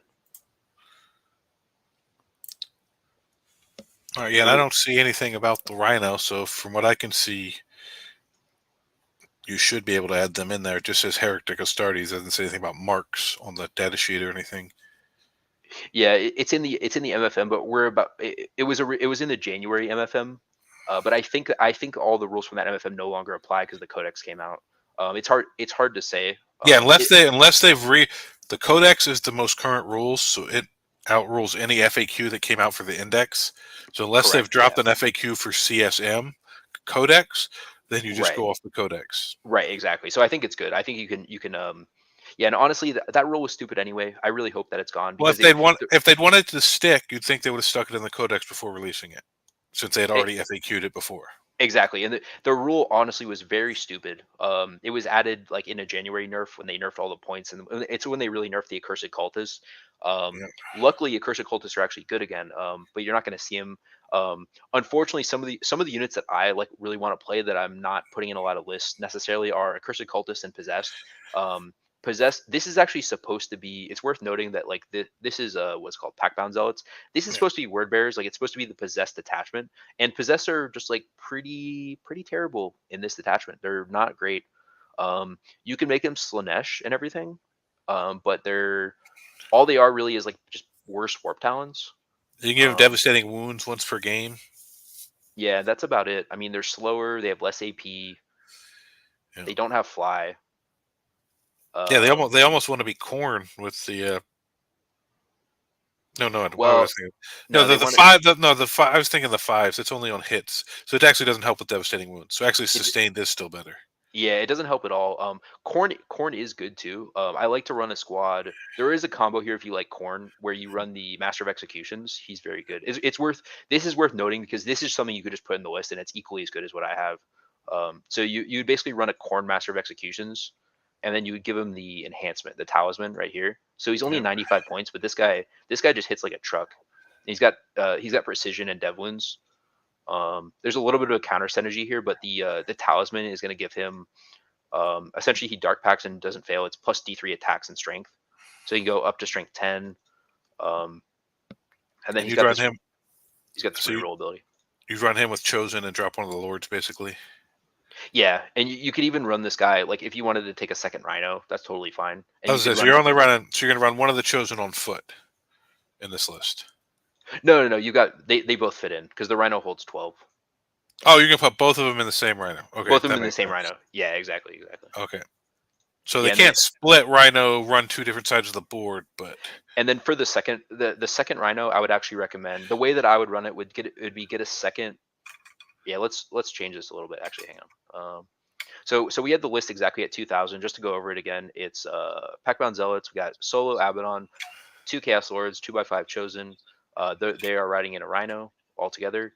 2x10 Warp Talons again, same as Renegade Raiders. Two Predator Destructors, a Nurgle Hellbrute for the double Pact, and then triple Venom Crawler. What that's doing, as we already discussed, it's making a shooting castle with those 5 vehicles. Abaddon's in the center. Um, and and did I miss it, or did you explain why you made them Zinch instead of Nurgle? Oh, okay. So Zinch is lethal. It's lethal on fives. The reason they are Zinch is because um that it's so in a situation where they're not benefiting from the Hellbrute, it allows them to wound high targets that are higher than toughness 7. Like it helps them like wound things that are toughness 7 and higher. So it helps them like punch up in the shooting phase. So and I think the reason is or no, these aren't natively sustained. Um, Yeah, it just helps them. It helps them shoot up into bigger targets a little bit more. That's all. Because they have enough shots to begin with that they could be fine without the sustain. Yeah, and another reason why is Nurgle. Correct. Yeah, they have a lot of shots already. It's fine, honestly, to run them as Nurgle. What Zinch will allow them to do, as the only Zinch things in this list, it'll give you access to it's 1 CP automatically heal 3 wounds. So you can use it to Oh, like you can use a heal. It gives you like the heal card. So because like your opponent would be like, I need to kill this Venom Crawler, and they start attacking it with all this shit, and then you roll all your saves because it has an invul. So it's tank. Basically, the Venom Crawler is like tankier than you expect, and then potentially you'll have that strat in the bank and they heal 3 wounds. because you don't have a Um, warp smith to heal them. yeah, and you know what? I think actually, if I check that strat, it's probably not even Zinch specific. It's right here. I think maybe it's this one right here. Oh, if it's Zinch, you can return destroyed models. So yeah, having them Zinch doesn't even matter. So it only gives you lethal. Maybe I don't know. I wanted a little bit of access to lethal on fives. That's all. Yeah, yeah. I thought it would round out the list So nicely. you can go Zinch or Nurgle. It's not a huge. I was wondering if there was some big combo with Zinch that, but Not really. Actually, Nurgle would be fine if we want to just change it to Nurgle. no, It's it's not. fine either way. I just want to know if there was a combo. I wanted to explain it to people. It's just your choice with 12 shots a model, whether you still want sustained or think lethal plays them better. So it's really just a Yeah, preference choice at that point. yeah, and I just thought lethal would be good to diversify it a little bit. But yeah, Yeah, that's the list. Something we would add. So this is a castle. This is a castle like sort of list. The only other thing we're almost done would be we had a second rhino, and then I'm trying to think how many extra points this would be, and then we'd have this MOE running with 10 legionnaires, and then these are corn legionnaires. And the whole idea behind these guys is they're gonna have all the the heavy weapons, and they're gonna go punch up into something. So they're gonna go like you'll send that it's basically a 250 point unit, and it's just gonna hit something like it's gonna hit a T12 model or whatever, and you're just gonna just smash it because you're gonna get reroll hits and wounds.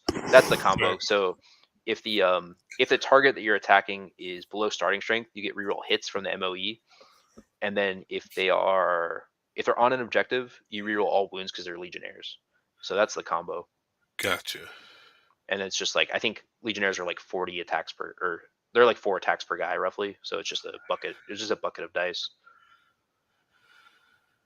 It's what is it 9? Yeah, there we go. So that's like 330 points over. Yeah. Probably just maybe cut a Hellbrute. You don't need to have the Hellbrute. He's just a force multiplier.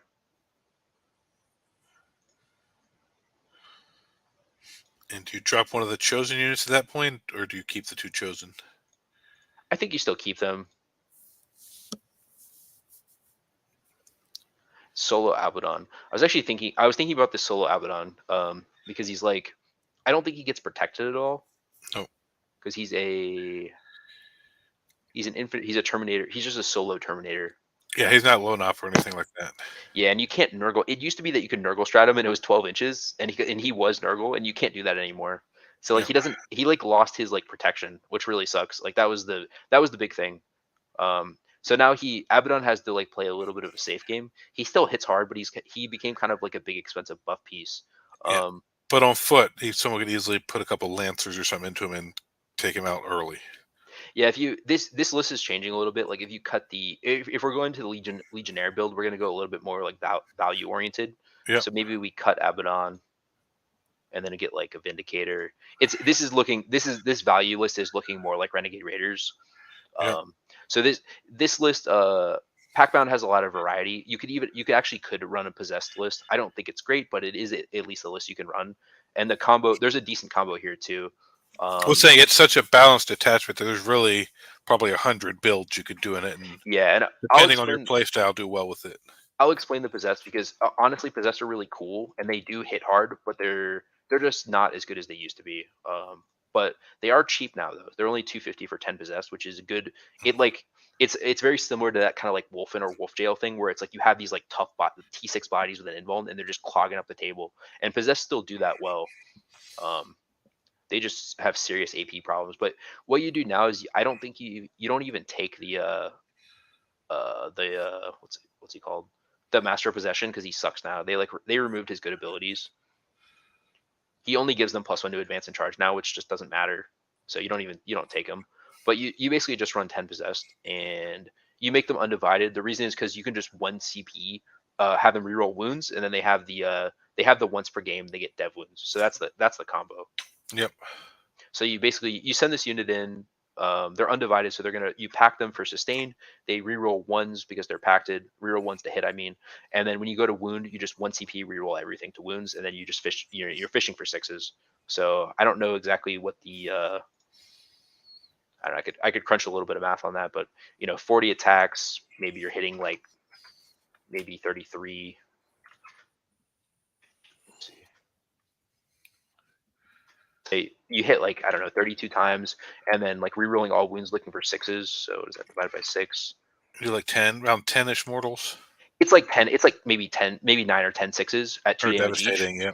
Yeah, so it may be 20 damage. It like guarantees like 20 damage, which is good. Because I That's mean, brutal. if you send this into like a land raider, like that land raider is just gone. Like it doesn't Yeah. matter if they have armor of contempt or whatever. So this is good. They pick up a knight or something because you still get your other wounds that they have to make saves against. Yeah, oh yeah, it can kill. I mean, 20 wounds can kill like anything, right? Yeah. If they're just really bad into, if you don't use that combo, they're really bad. I'm trying to think. -1 to hit is really bad. You don't have any way around. If the enemy's giving you -1 to hit, it's fucking terrible. What else? If they have -1 damage, they completely neuter you. And then if these guys get locked, they're only AP1, so if they get locked in any sort of like prolonged combat, Oh like yeah. AP1 is really bad. So yeah, I don't recommend this, but this undivided unit is good in this detachment. Like it's underrated or underplayed or something like that. Um, But we still have to drop like 295 points. yeah, I think we just cut these venom crawlers because we're not like comboing off anymore. The MOE and the Legionnaires. Let's see. Maybe the Legionnaires just cut down to a 5-man. I like this list too. This is a different version of Raiders. Yeah, that's 1995. Yeah. Yeah, and this is pretty cool. I think this would be fun to play because you I got like your the other. Thorn. I personally like the other one better with the venom crawlers and stuff. But Yeah, this is like more of the this is like more like you'd see with Renegade Raiders. well, say if you're doing this, you might as well just take Renegade Raiders at that point. Well, yes and no. I mean, this has the crit on 5s, and it has the possessed like dev. It has a dev wound bomb, which Raiders doesn't have, because against certain targets, the dev wound bomb like does more damage. Yeah, and this is a lot of models actually. This is 50 infantry models, 4 hulls, squad of nurglings, 55 actually because legionnaires, and then three like hitty characters. Yeah. It's just well rounded. This is just a very like well rounded CSM list. Like no problems with this at all. This would be actually fun to play. Like I was kind of I'm kind of talking shit on possessed, but I think this would be a blast to play. Oh yeah, I love combat, so they seem like a really fun unit. Especially you Yeah, drop those dev wounds on something. yeah, for sure. Yeah, that pretty much wraps it up. Did you have any questions about the Pactbound Zealots? No, I think we went over pretty much everything. I mean, this is pretty much the attachment we've all been seeing for Chaos for a little while now, so it's kind of not a lot of secrets about it, I don't think. Yeah, not really. I think that pretty much touches on everything. Yep. Um, there are a couple things that I see like people adding in their list. Like there's some of the stuff we didn't talk about. I guess like land raiders are fine if you want to Oh play yeah. them. They're very very durable for the points. Actually, the chaos land raider has super good las cannons. It's only like 240 points. Um, so yeah, that's fine. Um, the reason I don't do land raiders because I like the value oriented pick of the rhino for only 75. Yeah. It's like just significantly cheaper. Now can Abaddon and some Terminators ride in the Land Raider? Oh, for sure. Yeah, Abaddon's just a Terminator guy, so he just That's what I can. thought. Now it doesn't Yeah, look like he'd fit in there, but he does. yeah, he does. He can hang out with. Let's see, capacity is 12, so he can hang out with 5 Terminators, and that'll fill up the Land Raider. Yeah, because he only counts as 2. He counts as 2. Yeah, I think that honestly, the Chaos Terminator squad is pretty bad. Um, I have not found a way to make this thing good yet, and I have played it, and it's overpointed. I Gotcha. think it's I like it my. has. I guess I was just assuming because my Marine Terminators are pretty decent. Yeah, I mean, the reason that these Terminators are so bad is because they're 185, and like they just don't. All their weapons are basically the same as Chosen, and Chosen are 125, and they have the advance in charge. So not only like these guys can't get into combat, they don't have like good ranged output, and they don't have good combat output. So it's like, well, what do? They're just standing around and like waiting to die. It's harder to kill, I guess. They make Abaddon harder to kill, which is fine, but I feel like you can just do that by just positioning better, so he doesn't get shot. And they have Deep Strike, which is always nice. It's fine. It's fine. Yeah. I mean, having them in D sharp is okay, but they still have that damage issue. I think. Yeah. Yeah, Chaos Terminators. Like you can, if you take a lot of Chaos Terminators, I think you can find you can find yourself in a game state where it's like this is an elite unit and it's not doing any damage, and then you just like get stuck. You get stuck, and then it just doesn't affect the game. It doesn't impact or Yeah. affect the game enough. Yeah, I guess. Yeah, when I think Terminators, I think of my Hammer Shield Terminators I run when I run them. That's a whole different dev wounds and Oh a yeah, 4 those are pinfall. way better. I would play Yeah, those in a second in chaos because all those are is a better version of possess. yeah. Assault Terminators are fantastic. I really like Assault Terminators. Um, Wolfguard Terminators. Come on now. oh yeah, those are good too.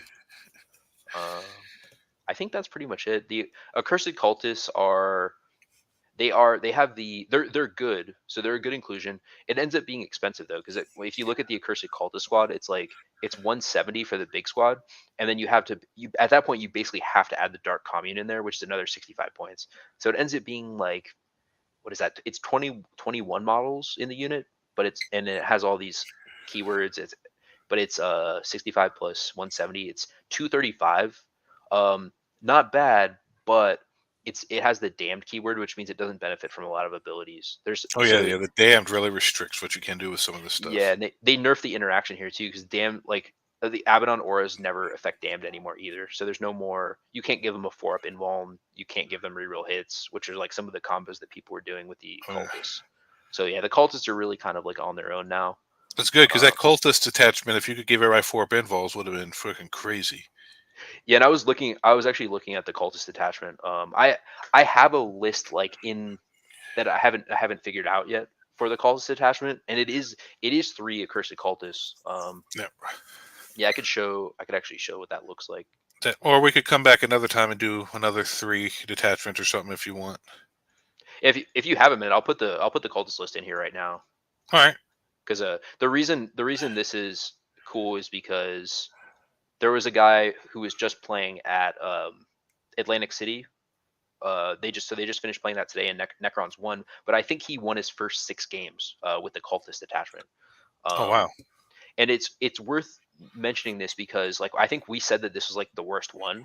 It's actually, I'm not going to say it's great, but it's not as bad as we said. I So just we're said gonna what Nick. I just said what Nick told me.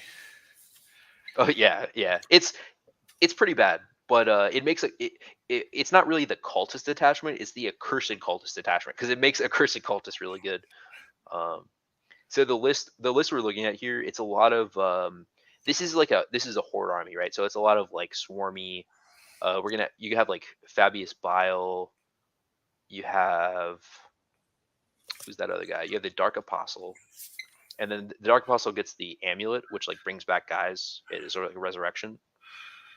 So he's gonna hang out with like cultists. We're gonna get some cultists going in here, and then we need 3 dark communes, because what dark commune does is it attached to the accursed cultist unit. It gives it a 5-up invuln save, which is way better than a 7-up, and then it also gives them once per game they advance in charge, and all of their attacks are +1 to hit and +1 to wound. Hmm. It's some insane thing. Yeah, all their attacks are +1 hit and wound. Yeah, so that's insanely good. Considering that this detachment has, I think, 1 CP reroll everything. So it's something like that. It has 1 CP advance and charge and 1 CP reroll all hits and wounds. I'm pretty sure. So this detachment has some pretty good stuff. Nice. And then we do 3 max accursed cultists, which is actually very expensive. I don't own these models at all. This is like 6 boxes of accursed cultists and 3 boxes of dark commune. So Nice. it's 9 boxes of just garbage. Oh yeah. So the strat chosen for glory gives you reroll hits, and if you don't fail your desperate pact, you also get reroll wounds. Exactly. So yeah, that's super duper good. The only downside of this is it's making you take desperate packs on top of dark packs, so you're going to be losing a lot of guys to mortals, most likely. But that's another thing though too, is the dark commune. It also lets you reroll the packs. Oh, So see, that's the helpful. yeah, so the dark commune just does everything you want. It's like insanely good. So this detachment is like, it's all about this interaction here. We are taking Fabius Bile and a Dark Apostle as well. We're gonna put some enhancements on here. This is just a little bit of extra stuff, just because we like cultists. It doesn't, whatever this does is not super impactful, but we're just we've got the extra points. So Yeah, you can give them +1 attack, +1 yeah, strength. Yeah, there's a bunch of good strats for them going into combat here. exactly, yeah. So this is very, very combat focused. We're gonna have Fabius Bile hanging out with 20 cultists, which are 20 cultists is only 100 points, which is really, really nice. And they get a little bolt pistol. So we're gonna do two by 20 for the characters, and then I believe we're gonna have we're just gonna have junk 4 by 10, because Purge of the Foe doesn't matter after all. I mean, it's like you'll never No. see that mission. We'll see if it's even in the new pack. Is it? It is, yeah. They didn't. It's all right. It's actually exactly the same. Gotcha. But whatever. This list is still good. All Because right. you're So going to this is beat them on the other half of primary, and you'll probably beat them on secondary yeah. with all these bodies. Yeah. We're flooding the table here. So an unfortunate thing about this detachment is it only works on damned models, and there's almost no damned models in the game. Um, there's very, very few options. So as you can see, we're at 1,300 points, and we're already maxed out on like our cultists. The only thing we could start taking, I mean, we could take more cultist mob, but we just don't need to. Hmm. Like 20, I don't know. It's because these guys don't really do damage. They're making space. They're creating space, and they're moving quickly, and they're killing themselves. But then by the time they like end up wherever they are, they're not doing damage. They're a points. They're just doing points. Like these are cultist mob doesn't really do damage. So you're stuck taking about 700 points of stuff that doesn't benefit from the detachment. Correct. Yeah, for sure. So it just has Um, to be good in its own right. and I'm trying to think, the only benefit that this stuff, the 700 points that you're taking here, the only benefit that it gains is that there's a stratagem where you can like protect it with cultists. So it's worded in a really weird way, but basically if they can see the cultist unit and the heretic Astartes model, then you can kill your cultists like as long as they're still alive to like take wounds off of it or something. It's Um, very similar to the old Grot Shield, or what kind of like what Tau drones used to do, stuff like yeah, that. and it's shooting phase only, and I just feel like you don't care about the shooting phase. Well, in this at 1,300 points, you don't care about the shooting phase. We have a lot of directions we can go here, and I haven't figured it out yet. Um, So, demons so do having you need a demon. little? Do you need a little bit of shooting here, or So the some of my thought process here, this is a good like list building. This is like, on the factory floor right now. So we definitely want shooting. We want something in deep strike as well, and then we also want stuff that's fast. Because like this isn't the fastest list, and we no? don't want to get tar pitted and just have them kill all of our cultists. So we need shooting, we need potentially deep strike, and we need something that actually does damage. So we're looking for like big, good big stuff. I'm just like looking at the list here. Um, we could take 3 war dogs, but I don't think that's what we really want. Man, actually 3 war dogs would be pretty effing good. Yeah. Or what about a one big knight? I don't like the big knights very much. You don't like the big knights, all right? Scarbrand, you could take Scarbrand, which is kind of cool. I'm trying to think of combos. Oh, he can create a trap. Yeah, Scarbrand has this is like a cool combo. So Scarbrand's only 300 points. He's like the same as Abaddon, but he's like flat damage 6, Yeah. and he hits like he just hits like a truck. So he's got this ability here. It's like well within 6. Anytime they're selected to fall back, they must take a leadership test, and then it traps them. So If they Scarbrand fail, so Scarbrand can just like regular deep strike or rapid ingress and like come in and make a trap. I It's really cool, but I would like to play this, but he gets taxed because you have to take bloodletters, and bloodletters are pretty poop. poop. Bloodletters are 120, so that Scarbrand package ends up costing you like 425. So that would leave us with like 200 something left. Uh, I don't know. I'm a little bit out on it. Scarbrand is Yeah. good though. Yeah. I don't think he fits in here. Yeah, there's this Slanesh package you can take is really good too. I was just looking at this yesterday. So you can take the Slanesh package you take Seekers, which are extremely good. They're 80 points. Those are like the cavalry. Yep. So you take 5 Seekers. Those are you would easily. So if you could, you would always take probably like 1 or 2 units of Seekers in here if you just could. But unfortunately, it's locked because you have to take Demonettes, and Demonettes are just not as good as Seekers. Um, but what this Slanesh package would look like, you take 10 Demonettes. You probably attach Selesky, or no, she's too many points. So you would just take this. You would just take 10 Demonettes and Seekers, and that's only 190. That's pretty good. I don't mind that at all. It leaves us about 500 exactly. Yeah, and then we can actually add a unit of like Nurglings in there for support. I like that too. So do Yep. like a unit, like 1 unit of Nurglings. And it's like you could actually add what the guy at ACO was doing. He had like 3 units of Nurglings in here. So he's just making a lot of tar pits. But I don't know. I don't think of this as much as like a tar pit as it is like an attack. You still want to be kind of an attack army. Yeah. All right, so now I'm thinking like about shooting now because we actually want to deal some damage. We have 260. You can fit 2 predators in there.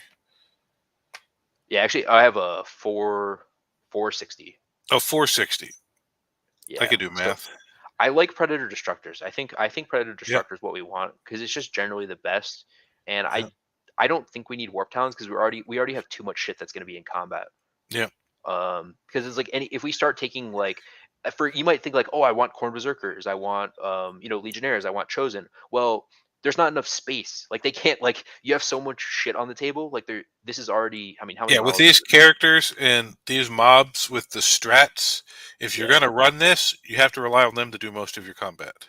Right, because you already have like 145 cultist models that just like straight up want to be in combat and nowhere else generally. Yep. So like you just don't. There's no space for these other units that you would normally take. So I think you just take Predator Destructors. That's what I. Yeah, this seems good. You just Yep. take like probably 2 or 3 of these. Let me see how the points work here. Yeah, with 390, that would leave us 70 points if you took 3 of them. Yeah, 70. Yeah, and we can modify this demon package a little bit, or we could just I don't like demonettes. I think demonettes kind of suck. We could just take like let's say 2 Nurglings maybe. Let me see. Where's those Nurglings? Nurgling. All right, how many points do we have now? 220. 220. That's 2 venom Oh, crawlers. Is Rodriguez 220? I think he is. Oh, he's 230. No. Oh, I think I want Rodriguez in here because Rodriguez is like just a pimp with a limp. Is he now? Yeah. All right. All right. So we're gonna cut 10 points. This is the list. This is actually good. We'll get rid of this thing. What is it? Scout. Oh no, we need that. We need Scout. We'll drop the Incendiary Goad, I think. Oh wait, no, this is really good too. Yeah, it's +1 strength squad wide. That's really effing good. How do we get 10 points? Not possible. Do we need Fabius? What is Cultist brand? Yeah, we need Fabius. Reroll, advance, and charge roll. That doesn't matter. Damn it. Oh, we just I think maybe we cut a Nurgling, and then we have 30 points. The points get a little weird. Well, what if you cut a cultist? Yeah, we can cut a Cultist. Yeah, and then get a 3rd Nurgling. As I say, you can add a 3rd Nurgling. Yeah, that's pretty good. Yeah. There we go. Yeah, because you still have 5 cultist mobs. This is a good list. This is actually fucking solid. Yeah. Yeah. That would be a pain. That would be a pain to deal with. You've got an absolute wall of cultists. You've got like legitimate shooting threat because these things will just kill infantry. They'll kill terminators and so on. They don't really need any support. They're just good. And then Nurglings are going to kind of tar pit up the board. And then you just got a super cheap like value city Rodriguez. This guy doesn't really do much damage, but his abilities are he's T12, 22 wounds. He's got a 4-up invuln, which is really cool. It's this ability here. So this thing, Deluge. This is why you take him. Deluge of Nurgle. While an enemy unit is within 6 of this model, half the movement and objective control characteristics of all models in that unit. So it's anything. It doesn't say like it's not infantry only. It's like any model. So it doesn't really hurt OC1 because I'm assuming you round up. But anything that has multiple OCs, you're really nerfing. Correct, and you've got so many models. So part of the advantage here is all these models are OC1, but they're also on 25 mil bases. So Yeah. you can flood an objective with all Yeah. the shit, just like a wave, a mob of cultists, and then it doesn't matter like how good their OC is. Like they're gonna get halved, and it's like they can't physically put enough models on the objectives to like get Yeah. the objective back from you. And It he's also so tough and on such a big base. He's just like your cultists are doing. He can jam stuff up and move, block, and just hold stuff. Yeah, he's Rodigus in this style list is extremely good, and he combos with the Nurglings. He creates like an insanely good tar pit. Yeah. Um, The Predator's gonna and be sitting back there shooting all day because they're not gonna be able to dig through all this to ever get to him. yeah, and this list is all about the tar pit, right? Like Yep. you got the invuln, the feel no pain on these AC units. You've got the Dark Apostle is going to give the squad +1 to wound, and he brings back models every turn. Yeah. It's It's only D cultist jail. only D3. Yeah, it's not as fast unfortunately, but I mean it is cultist No, jail. but it locks you in. It doesn't get there as fast, but it just has so many more bodies. Yeah, and I own I own most of these models. This is something I would like to try, but I Well, the have thing about is, nine people are boxes. building to counter the wolf jail that's doing so well right now. They're bringing stuff that does high damage, more elite shooting. So when they run into this, it completely counters what they bring to. So it's like you're countering the counter meta almost. Exactly, and the way you run this as well is like Rodigus is for sure in deep strike. He does not start he and what you do is like you set up your like wall of cultists and you have your Yeah. accursed cultist scout and so on, and then he shows up with rapid ingress, and then he just shows up and he's in the middle of the party and he just creates a huge you know uh, Yep. huge tar pit. So yeah, Yep. Rodigus definitely shows up with rapid ingress. That's cool. And all right, that's I wouldn't have to build and paint this list, but looks like it might be fun to play. Yeah. Yeah, I like how this one. I would like to see someone run this. This is similar to the ACO list. I think this is just a better version. The ACO list he had Slanesh, so he had some Slanesh stuff in there. And then also had he had 4 units of the Trader Guardsmen, which I thought was pretty interesting. Um, Trader Guardsmen are damned, which is interesting, but they're not a combat unit. They're a shooting unit. They don't have any combat weapon. Mm. They have 1 attack each. And then their ability is not good. It's just like when they get shot, they have like +1, or they just have cover automatically when they get shot. Um, I don't know. I don't think that Trader Guardsmen are good at all. They don't sticky objectives. Not like you need more of it, but I just feel like they're not adding anything. They are OC2 though, but they still Oh, die. They die just like cultists. They're just cultists with a uh, +1 armor save, I think, or sorry, a +2 armor save. I don't but know. I feel like OC2 when you're having people's OC is pretty nice. yeah, it's not the worst thing. It's just that I already have so many cultists. I like having cultists with, Oh, close combat weapons. absolutely.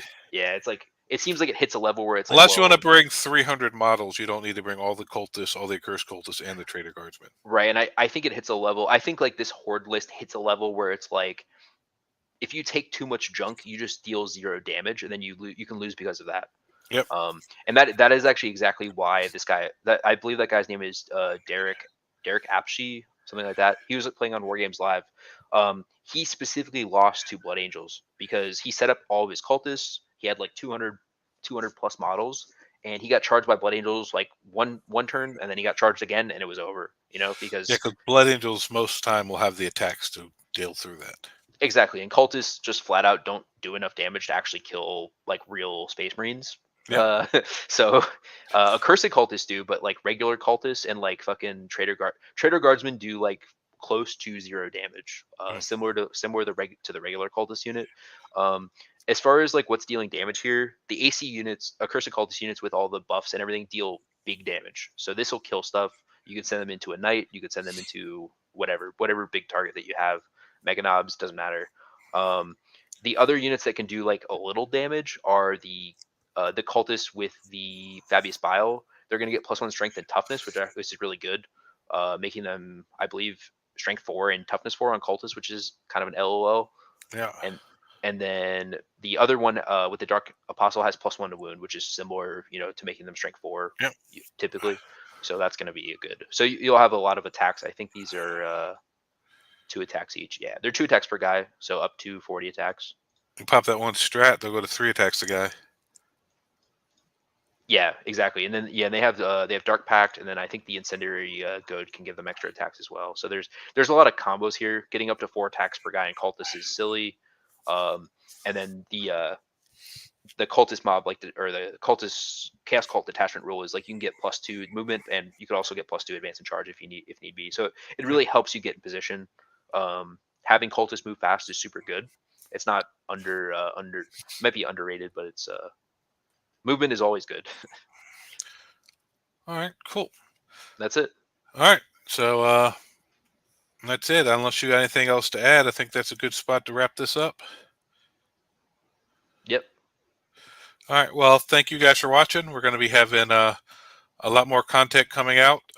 We'll do something the day the new data slate and points and stuff drops, and then after we get our hands on the cards and stuff next week, we'll do some stuff about the new Pariah Nexus missions and deployments and all that stuff. Heck yeah, it's gonna be a great week. Thursday, get ready for Thursday. All Yep. the MFM and everything comes out. It's gonna be awesome. Cool. All right, well, thank you guys, and we will catch you next time. Have a good one, guys.